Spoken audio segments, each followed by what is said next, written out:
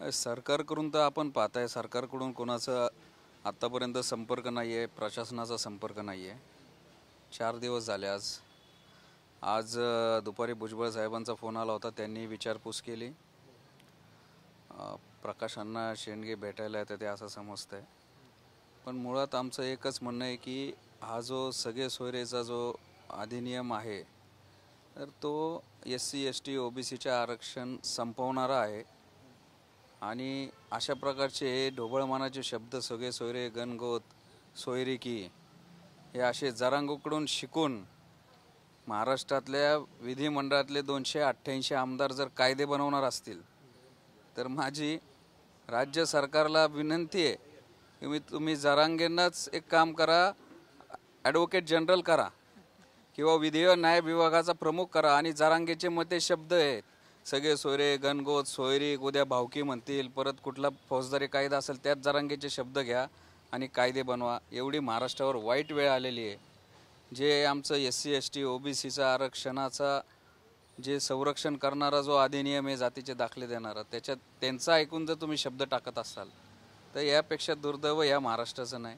आणि हे आता आंदोलन महाराष्ट्रातल्या जिल्ह्यात तालुक्यात आता पेटायला लागलेलं आहे. तुम्हाला उपोषणाचीच भाषा कळती.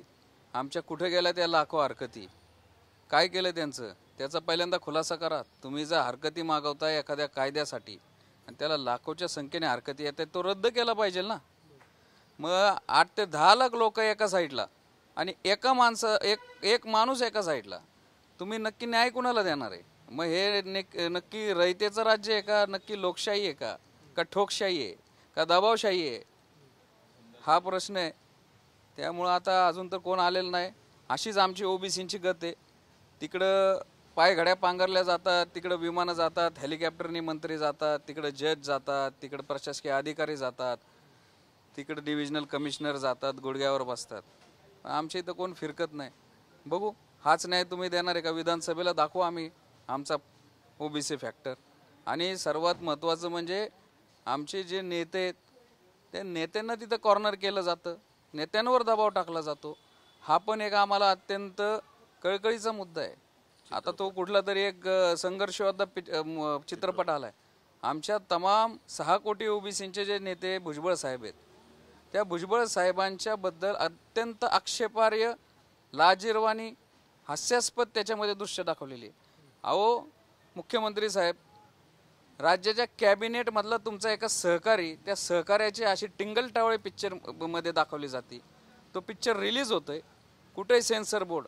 मग आज हे राज्य सरकार कशाला प्रोत्साहन देते का? तुम्हाला आता थिएटरमध्ये पण तिथं दंगली उसळायची वाट पाहताय का?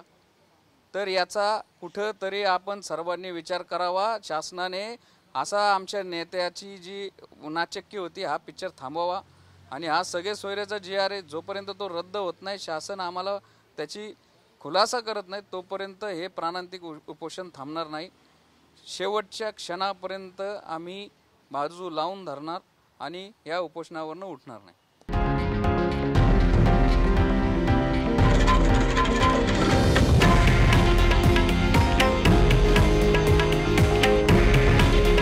हे आहे देशातील नंबर 1 न्यूज नेटवर्क आणि आपण पाहत आहात TV9 मराठी. काळजी तुमची, हित महाराष्ट्राचं.